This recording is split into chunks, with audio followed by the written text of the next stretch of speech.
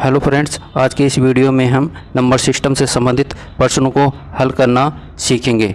तो देखिए पहला प्रश्न। तो पहले प्रश्न में दी गई भिन्नों में से सबसे छोटी भिन्न क्या है। तो ऐसे प्रश्नों को हल करने के लिए हमें क्या करना होगा वो हम जानेंगे। तो इनको हल करने से पहले हमें क्या करेंगे, इन दोनों भिन्नों का डिफरेंट निकालेंगे, यानी अंतर निकालेंगे। अंश व हर का अंतर करेंगे। तो 15 और 16 का अंतर कितना हो जाएगा, 1। 15/16 में अंतर कितना है, 1। ऐसे ही आगे वाली भिन्न का निकालेंगे अंतर। 19 और 20 में अंतर 1। 24 और 25 में अंतर 1। और 34 और 35 में भी अंतर कितना आ जाएगा, 1। अब जो ये अंतर आया है उसका अंश वाली संख्या में भाग देंगे इस अंतर का। जैसे अब हमारे पास अंतर 1 आया पहली वाली भिन्न में, और अंश कितना हमारे पास 15। तो 15 में 1 का भाग देंगे तो 15। इसी प्रकार आगे वाली भिन्न में करेंगे। 19 में 1 का भाग देंगे तो 19। 24 में 1 का भाग देंगे तो क्या आ जाएगा, 24 आ जाएगा। 34 में 1 का भाग देंगे तो कितना आ जाएगा, 34। अब जो ऊपर सबसे बड़ा मान है वो सबसे बड़ी भिन्न, और सबसे छोटा मान है वो सबसे छोटी भिन्न। तो हमें इस प्रश्न में क्या बताना है, सबसे छोटी भिन्न। तो सबसे छोटा मान क्या आया, 15 आया। तो 15 की भिन्न क्या है, 15/16। तो इस भिन्न का फाइनल आंसर निकल के क्या है हमारे पास, 15/16। तो यह हमारा फाइनल आंसर हो जाएगा। ये सबसे बेस्ट ट्रिक है। ऐसे प्रश्नों को हम इस प्रकार हल करेंगे तो कोई दिक्कत नहीं आएगी। तो अगर हमें सबसे बड़ी भिन्न पूछता तो सबसे बड़ा मान क्या आया, 34। तो 34 वाली भिन्न हो जाएगी। इसी प्रकार दूसरा प्रश्न है।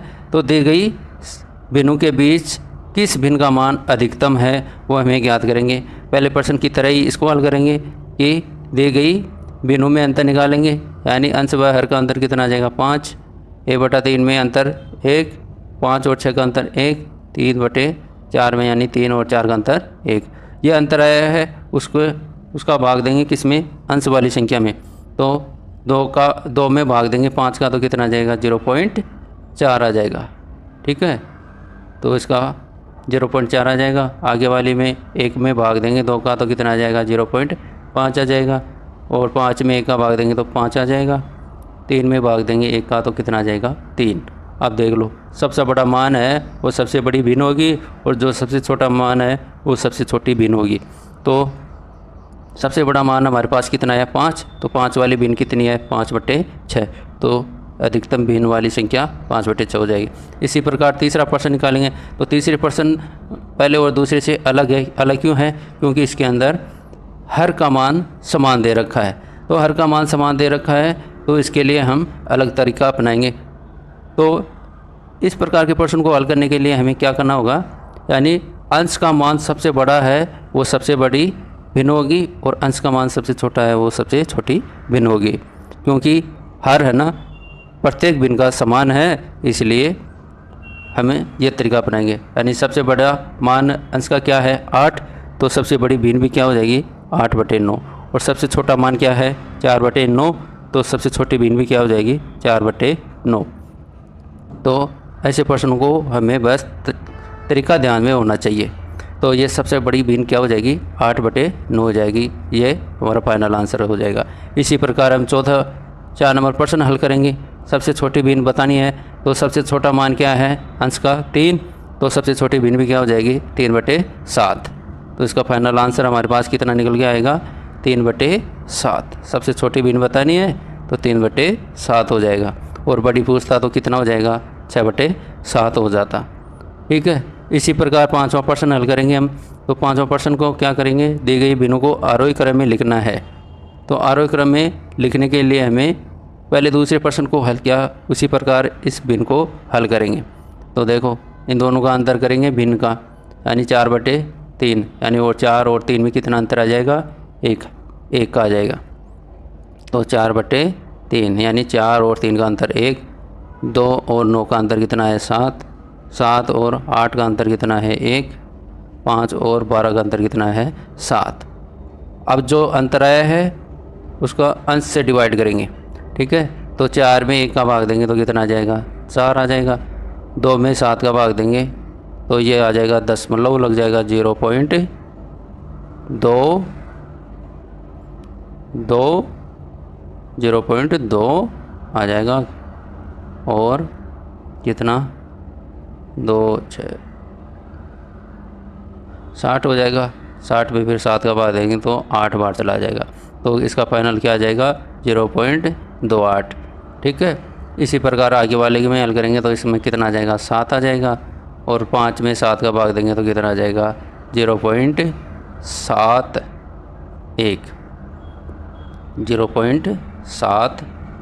आ जाएगा। ठीक है।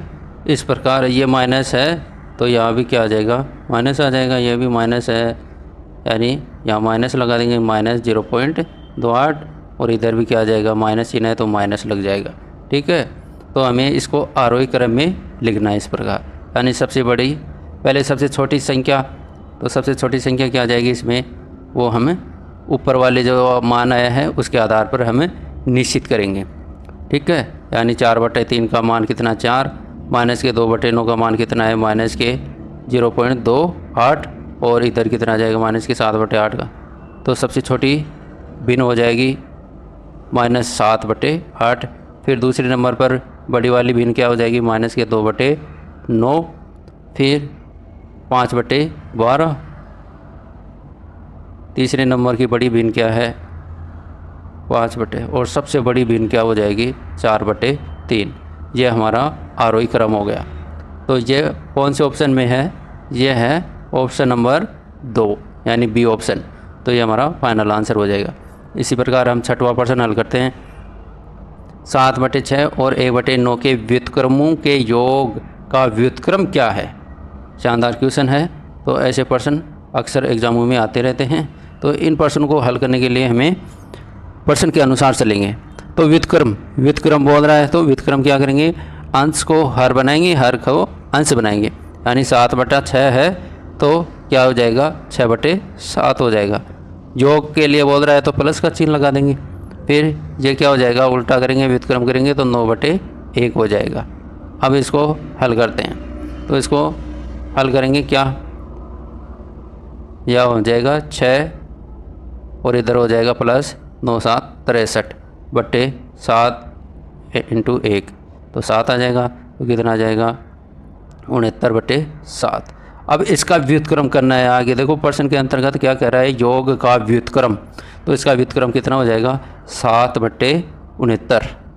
तो इसका फाइनल आंसर कितना आ जाएगा हमारे पास 7/69 आ जाएगा। तो इसका फाइनल आंसर 7/69। तो कौन सा ऑप्शन आ जाएगा, बी ऑप्शन आ जाएगा फाइनल आंसर। इसी प्रकार 7वां प्रश्न है। तो 7वें प्रश्न को हल करेंगे। 1 सही 1/2 और 1 सही 1/3 के वर्गों का व्युत्क्रम किस अनुपात में होंगे। तो ऐसे प्रश्न भी बहुत सी एग्जामों में आते रहते हैं। तो देखिए इसको कैसे हल करते हैं। पहले ये मिश्र भिन्न है तो इसको साधारण भिन्न में बदलेंगे। 2 एकम 2 और 1 3, 3/2 हो जाएगा। फिर 3 एकम 3, 3 और 1 4, 4/3 हो जाएगा। अब इनके वर्ग बोल रहा है तो वर्ग करेंगे, तो वर्ग कर देंगे। प्रश्न के अनुसार इन प्रश्न को हल करेंगे तो 9 कितना आ जाएगा 4, यह आ जाएगा 16/9 आ जाएगा 16/9। ठीक है। अब व्युत्क्रम किस अनुपात में व्युत्क्रम पूछ रहा है, तो हम क्या करेंगे, अंश को तो हर बनाएंगे, हर को अंश बनाएंगे।